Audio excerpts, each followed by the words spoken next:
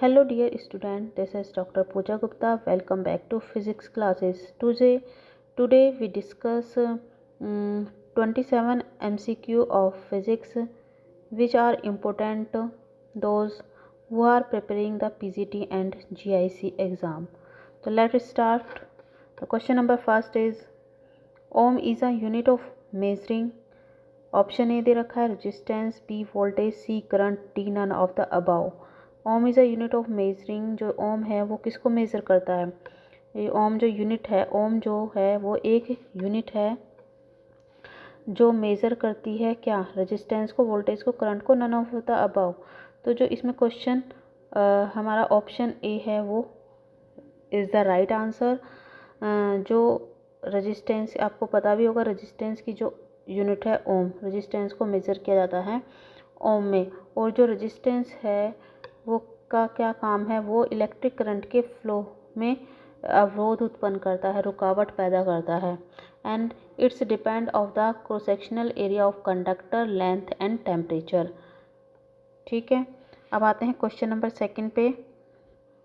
जो question number second है, consider the following statements. हमें तीन स्टेटमेंट दिए हैं। इन तीनों स्टेटमेंट में हमें बताना है विच इज़ करेक्ट और विच आर नॉट करेक्ट। तो फर्स्ट स्टेटमेंट है it takes approximately 11 seconds for the light to reach the earth from the moon. Second, it takes approximately 8 minute for the light to reach from the sun. It takes 4.22 years for the light to reach from the nearest star Alpha Centauri. Which among the above statements are correct? तो इनमें से कौन सा correct है? First and second only, option B है 2 and 3 only, option C है 1 and 3 only, and D है 2 only. तो इन स्टेटमेंट्स में से कौन सा करेक्ट है? फर्स्ट स्टेटमेंट देखो, it takes approximately 11 second for the light to reach the earth from the moon. Moon से अर्थ तक आने में जो लाइट है वो 11 सेकेंड लेती है। सेकेंड है सन से जो लाइट है वो पहुंचने में, अर्थ पर पहुंचने में 8 मिनट लेती है। या अल्फा सेंचुरी से जो है वो 4.22 ईयर्स लेती है। तो इन स्टेटमेंट्स में हमें देखना है कौन सा सही है और कौन सा गलत है। तो जो इसमें ऑप्शन डी है, option D is the right answer कि it takes approximately 8 minutes for the light to reach from the sun. Sun से लाइट हम अर्थ तक पहुंचने में कितना टाइम लेती है? 8 मिनट्स लेती है, 8 मिनट्स लेती है। जो ऑप्शन फर्स्ट और थर्ड है इज़ द रॉन्ग स्टेटमेंट्स, क्योंकि फर्स्ट स्टेटमेंट्स कहता है जो हमारा मून से जो अर्थ पर आने में जो लाइट है वो 11 सेकेंड नहीं 1.2 या 1.3 सेकेंड्स लेती है। ठीक है, और जो हमारा थर्ड है वो अल्फा सेंचुरी से जो लाइट है वो 4.22 ईयर ना लेकर ज़्यादा टाइम लेती है, 4.40 ईयर्स लेती है। ठीक है, तो इसका जो ऑप्शन डी है वो इज़ द करेक्ट आंसर। अब आते हैं थर्ड पे। Third, consider the following regarding the differences between holography and photography. तो होलोग्राफी और फोटोग्राफी में क्या डिफरेंस है? दो स्टेटमेंट दिए हैं, इन स्टेटमेंट में हमें बताना है option A only 1, B only 2, C both 1 and 2, and D neither 1 और 2। तो हमें select the statement which is are correct, कौन सा करेक्ट है। तो स्टेटमेंट फर्स्ट पढ़ते हैं। When a photograph is cut in half, each piece show half of the scene. When a hologram is cut in half, the whole is seen can still be seen in each piece. तो ये क्या कह रहा है? जब हम एक photograph लिया, उसे हम आधा उसका पार्ट जो है वो कट कर देते हैं तो उसका केवल आधा पार्ट दिखाई देता है, और जब हम होलोग्राम को कट करते हैं तो उसके प्रत्येक पार्ट में से हमें पूरा होलोग्राम का पीस दिखाई देता है। This is the correct. ये बात भी क्या है? करेक्ट है। Second, a lens is required in photography to record the image. Photography में जो हमें इमेज को रिकॉर्ड करना है उसके लिए लेंस की ज़रूरत पड़ती है। Whereas in holography the light from the object is scatter directly on the recording medium. पर डायरेक्टली क्या होती है ये भी। This is the correct answer, क्योंकि होलोग्राम में जो होलोग्राफी होती है उसमें हम जो भी ऑब्जेक्ट हमें लेना होता है जिसका भी इमेज बनानी होती है उस पर लाइट हम सीधे डालते हैं और स्कैटर होके रिकॉर्डिंग मीडियम हमें मिल जाती है। तो इसमें both 1 and 2, this is the option C is the right answer. ठीक है, अब आते हैं फोर्थ क्वेश्चन पे। जो फोर्थ क्वेश्चन है, which of the following is are correct statement about the millimetre wave sometime seen in news. ठीक है, first statement, these are among the highest radio frequency band. दूसरा, they have higher wavelength, they are higher wavelength than microwaves. Third statement, they are most notably used in security appliances. Select the correct option from the codes given below. जो हमें दिए हैं, option A only 1 and 2, B only 2 and 3, C only 1 and 3, D 1, 2 and 3. तो what is the right answer? इसमें कौन सा हमारा right answer है? तो जो बी है हमारा, इसमें जो हमारा बी है, B only 1, 2 and 4 is the right answer. इसमें only 1 and 3 is the right answer. इसमें कौन सा हमारा 1 and 3 is the right answer. These are among the highest radio frequency band and they are most notably used in security appliances. This is the right answer. And they have higher wavelength than microwave. This is the wrong statement. क्योंकि जो हमारी millimetre waves होती हैं उनकी जो energy high frequency जो band होता है वो 300 गीगाहर्ट्ज़ का होता है। वहराज जबकि हमारी माइक्रोवेव होती हैं उनका जो बैंड ग्रुप होता है 300 मेगाहर्ट्ज़ से 300 गीगाहर्ट्ज़ होता है, जिसकी जो वेवलेंथ होती है वो 1 मीटर से ज़्यादा होती है। और जो हमारी मिलीमीटर वेव्स होती हैं वो high energy high frequency band की, उनकी जो वेवलेंथ होती है वो 1 मिलीमीटर से कम होती है। ठीक है, अब आता है हमारा फिफ्थ क्वेश्चन। जो फिफ्थ क्वेश्चन है, consider the following types of images. First, real inverted and highly diminished image. Second, real inverted and large image. Virtual erect and enlarge image. Four, virtual erect and diminished image. Which among the above is are form by a convex lens. Convex lens से कौन सा statement सही है? A, B, C, D. कौन सा हमारा सही है इसमें? तो जो हमारा होगा वो जो होगा हमारा फोर्थ ओनली। कौन सा ऑप्शन हमारा इसमें सही होगा? इसमें जो हमारा ऑप्शन सही होगा वो होगा, correct answer is only 1, 2 and 4. This is the B option is the right option. 1 होगा, 2 होगा और 4 होगा। Real inverted highly diminished image बनती है कॉन्वेक्स लेंस से। 2, रियल इन्वर्टेड इनलार्ज इमेज बनती है। और 4, virtual erect and diminished image which among the above is convex lens. तो हमारी जो है कॉन्वेक्स लेंस से ये इमेज बनती है। अब आता है 6 question. 6 question, with reference to the sound wave, which among the following is your correct statement? First statement is the frequency determine the pitch of a sound and the amplitude determine the intensity or loudness. Second, frequency is proportional to amplitude. Select the correct option from the codes given below.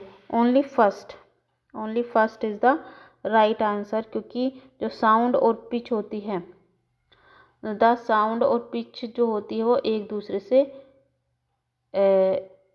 Independent होती है। ठीक है, तो इसका जो option होगा only 1 option is true. ठीक है, अब चलते हैं 7 क्वेश्चन पर। The International Astronomical Union consider an object to be a dwarf planet if first it orbit a star, second it has enough mass for its gravity to overcome external forces to acquire a near spherical shape, third it does not have bigger object in neighborhood. Select the correct option from the course given below. तो इसमें कौन सा question सही है? इसमें only 1 and 2। जो इसमें हमारा फर्स्ट ऑप्शन है इज द राइट आंसर, क्योंकि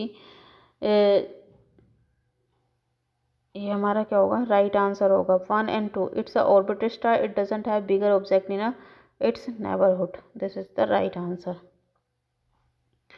अब आता है 8 question, which among the following can hear the sound in the frequency range which women can not hear, which select the correct option from the codes given below, A B C D, इनमें से कौन सा सही होगा। तो इसमें से हमारा D option is the right answer. जो इसमें तीनों सही होंगे, बैट्स, डॉग्स, डॉल्फिन, जो उनकी फ्रिक्वेंसी होती है सुनने की वो एक वुमेन की फ्रिक्वेंसी से ज़्यादा होती है। जो हमारे वुमेन जो होता है आदमी की जो सुनने की फ्रिक्वेंसी होती है वो 20,000 हर्ट्ज़ होती है, ठीक है, सुनने की होती है। जिसमें जो हमारा डॉग्स है, डॉग्स की जो फ्रिक्वेंसी होती है इससे ज़्यादा होती है। डॉग की जो फ्रिक्वेंसी होती है सुनने की 22,000 से 25,000 के बीच होती है। और इसी डॉल्फिन की जो रेंज होती है वो 0.5 to 150 किलो हर्ट्ज़ होती है। और जो हमारा डॉग्स होता है वो बैट्स होता है उसकी भी जो फ्रिक्वेंसी होती है वो एक आदमी के सुनने की से ज़्यादा होती है। तो जो हमारी 20,000 हर्ट्ज़ से ऊपर की फ्रिक्वेंसी होती है उसे ह्यूमन जो होता है वो नहीं सुन सकता, बैट, डॉग्स और डॉल्फिन ही सुन सकते हैं। And come to next question 9. The International Astronomical Union consider an object to be a dwarf planet if. This is a repeated question. Let's see next question 10. Which among the following compound is most commonly used in the photochromic lenses? Potassium dichromate, silver chloride, potassium ferrate, ferric chloride. And this is the B is the right answer. इनमें से ऐसा कौन सा compound है, photochromic lens में कौन सा compound use किया जाता है। तो फोटोक्रोमिक्स लेंस में हमारा सिल्वर क्लोराइड यूज़ किया जाता है। लेकिन कुछ प्लास्टिक फोटोक्रोमिक लेंसेज होते हैं जिनमें सिल्वर और क्लोराइड यूज़ ना करके ऑक्सीजाइंस और नेफ्थोफ्रायंस यूज़ किए जाते हैं। And the 11th question, what is the difference between GSLV and PSLV? GSLV और PSLV में क्या डिफरेंस है। फर्स्ट ऑप्शन दे रखा, while PSLV is designed mainly to deliver the earth observation satellite, GLC is designed mainly to deliver the communication satellites. Second, while PSLV is a 3-stage vehicle, GLC is 4-stage vehicle. Select the correct option from the codes given below. Only one, only two, both 1 and 2, neither 1 or nor 2। तो इसमें से हमारा कौन सा option सही होगा। तो only one is the right answer. While PSLV is designed mainly to deliver the Earth observation satellite, GLC is designed mainly to deliver the communication satellite. And come to the next question 12. Which among the following provide potential energy to an object? Its momentum, its position, its acceleration, its shapes. तो potential energy किसके कारण होती है object में, position के कारण होती है। तो question B is the right answer. Question B is the right answer. Okay students, and the come to the next question 13. In which among the following the speed of sound would be maximum? Dry air at 0 degree centigrade, dry air at 30 degree centigrade, humid air at 0 degree, humid air at 30 degree centigrade. तो option D is the correct action. जो हमारी sound की speed होगी वो humid air 30 degree centigrade पर सबसे ज़्यादा होगी। क्योंकि the speed of the sound in a medium depend on the temperature of the medium. जो हमारी साउंड की स्पीड होती है वो मीडियम के टेम्परेचर पर डिपेंड करती है। अगर हम सॉलिड से गैसेस स्टेट में जाते हैं तो जो साउंड है जो साउंड की स्पीड है वो डिक्रीज़ हो जाती है। साउंड की जो स्पीड है वो इंक्रीज होती है, सॉलिड में सबसे ज़्यादा होती है। The speed of sound will be heist in humid air 30 degree centigrade is the right answer. 14. While playing a flute, the flute player open and close the holes in the body of the flute to make changes in pitch, resonant frequency, या timbre. Select the correct option from the codes below. This and option D is the right answer. ये तीनों के कारण ही जो हमारी क्या होता है, तीनों ही है। अगर फ्लूट में हमारा में ओपन, अगर फ्लूट में अगर कोई भी ओपन प्लेयर जो है वो होल्स को ओपन कर दे या क्लोज कर दे, तो फ्लूट में जो चेंजेस आएंगे उसके पिच, रेजोनेंट फ्रिक्वेंसी, टाइमरी सब में आएगी, उसकी आवाज़ में भी, रेजोनेंट फ्रिक्वेंसी में, पिच में भी, सब में क्या आ जाएंगे, चेंजेस आ जाएंगे। Question the correct answer is D. आते हैं 15, which of the following comparison of the different type of light is are correct? Ultraviolet light as higher energy and shorter wavelength of visible light, orange light has a lower frequency and longer wavelength than blue light. Select the correct option from the codes given below.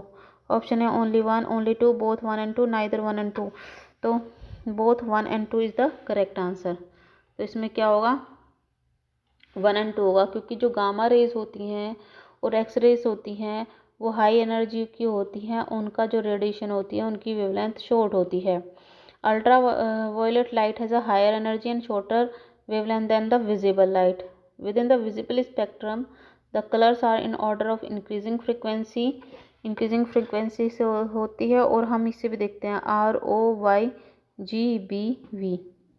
से भी हम देख सकते हैं। अब जो orange है lower frequency होगी तो उसकी वेवलेंथ ज़्यादा होगी अब ब्लू लाइट से। तो रेड की जो हमारी क्या होती है, वेवलेंथ ज़्यादा होती है तो उसकी फ्रिक्वेंसी कम होती है। ठीक है, तो हम इससे कंपैरिजन कर सकते हैं। तो option C is the correct answer. आते हैं 16 पर।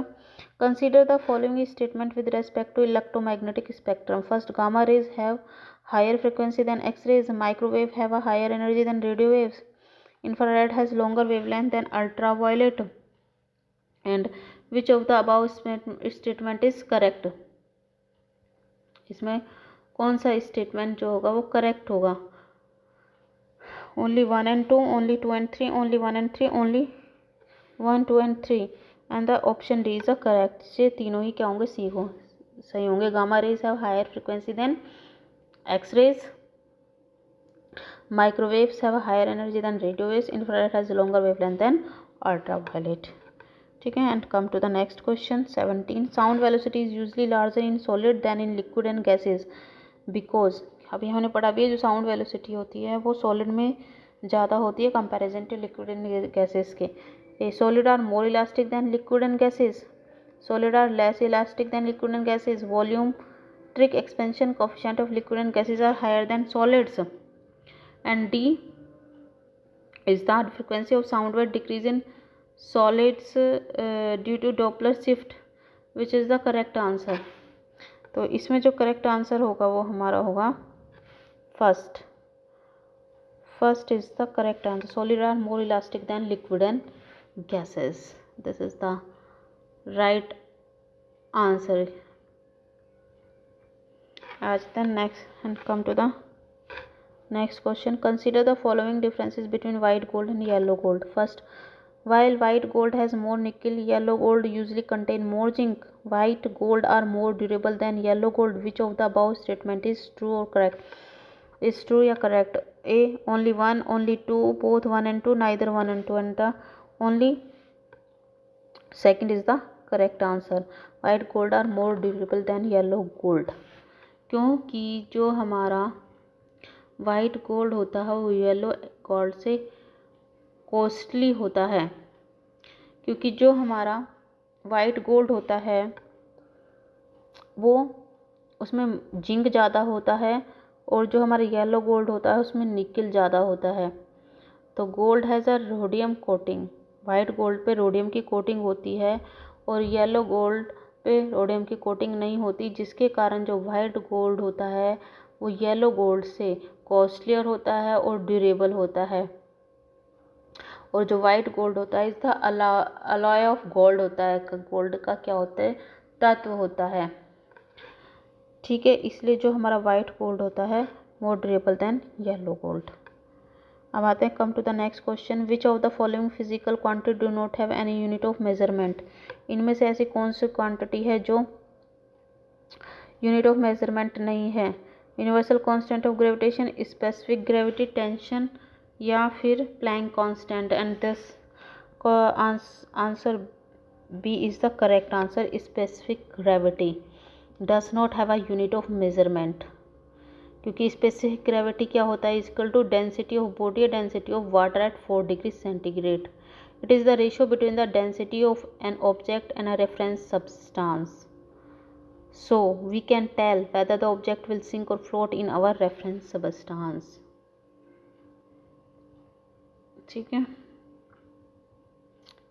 अब आता है हमारा next question. Which of the following is the unit of velocity gradient? A s square, B C D. इनमें कौन सा करेक्ट आंसर है? B is the correct answer. S-1 जो है वो हमारा वेलोसिटी ग्रेडियंट की यूनिट है. क्योंकि वेलोसिटी ग्रेडियंट क्या होता है? Velocity gradient is the per second. Velocity gradient is equal to velocity per time. Velocity gradient shows that how the velocity of fluid changes between different points within the fluid. And next question. Which of the following unit not used for measuring length? Astronomical unit, light year, parsec, slug. And option D is the correct answer. Slug is not the unit of measuring length. Astronomical unit, light year, parsec is the measure the very large distance, whereas slug is not measure the distance. This is the unit to measure heavy masses. ये जो है heavy measure करता है heavy masses को. किसको करता है? heavy masses को. और जो astronomical light per second है वो हमारी long distances को मेज़र करती है. And next to the come to the next question. 21 joule per kilogram is the SI unit of which the physical quantity entropy permitted to experience latent heat या gas constant. तो joule पर KG किसकी SI unit है? तो है latent heat की. तो option C is the correct answer. इसमें जो ऑप्शन सी है इज़ द करेक्ट आंसर है. जो लेटेंट हीट है उसकी जो SI यूनिट है वो जूल पर केजी है. लेटेंट हीट को कब यूज़ किया जाता है? To convert a solid into a liquid और वेपर, और a liquid into a vapour without any change in temperature. ठीक है. अब आता है हमारा come to the next question. What is the slope of velocity time graph when an object move with constant negative acceleration having positive initial velocity. तो इसमें कौन सा ऑप्शन सही है? 90 degree, more than 90 degree, less than 90 degree, 0, and the more than 90 degree is the correct answer. And come to the next question. 23. What is the apparent weight of the person when the elevator is accelerating down? apparent weight, जो apparent weight है person का, अगर elevator जो है वो downward accelerating downward हो तो जो हमारा पर्सन का apparent weight है वो कितना होगा? Equal to the actual height, greater than the actual height, less then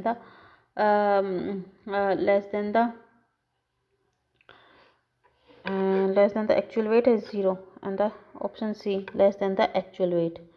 जो हमारा less than the actual weight, उसका जो एक्चुअल वेट है उससे कम होगा. क्योंकि the apparent weight of the person become less than the actual weight when the elevator is accelerating downward. The apparent weight of the person becomes more than the actual weight when the elevator is accelerating upward. And come to the next question. The apparent weight of the body becomes 0 in which of the following case in the elevator? A. During the free fall of body under gravity. B. When elevator is accelerating down. When elevator is at rest. When elevator is accelerating upward.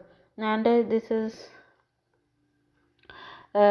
first question is the right answer. During free fall of a body under gravity.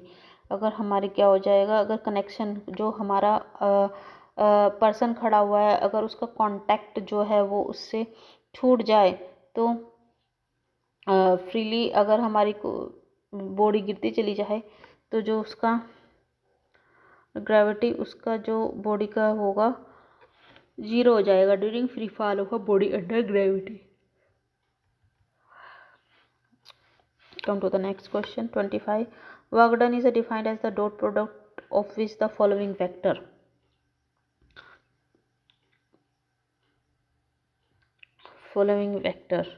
Force and acceleration, force and area, force and instantaneous velocity, force and displacement कौन सा option सही होगा सबको? क्या आप जानते हो? D, force and displacement is the right answer. Work done is defined as the dot product of force and displacement. W is equal to कितना? F into D S. ठीक है. Come to the next question.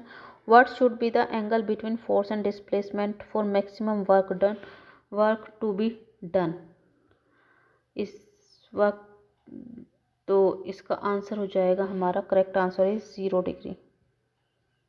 What should be the angle between force and displacement for maximum work to be done? W is equal to क्या होता है? F dot D is equal to F D cos theta. और जब theta is equal to 0 होगा तो cos theta क्या हो जाएगा हमारा? 1 हो जाएगा. और W is equal to F into S हो जाएगा. तो उस केस में हमारा जो वर्क डन होगा वो मैक्सिमम होगा. तो क्वेश्चन 26 का option A 0 degree is the right answer. Come to the next question 27 and the last question. Which of the following is true about universal gravitational constant in the case of two bodies, each of unit mass having their center placed at unit distance apart? A. It is equal to the force of attraction between them. And second is it is equal to twice the force of attraction between them. C. It is equal to the half force of attraction between them. It is equal to 10 times the force of attraction between them. तो इनमें से कौन सा सही होगा?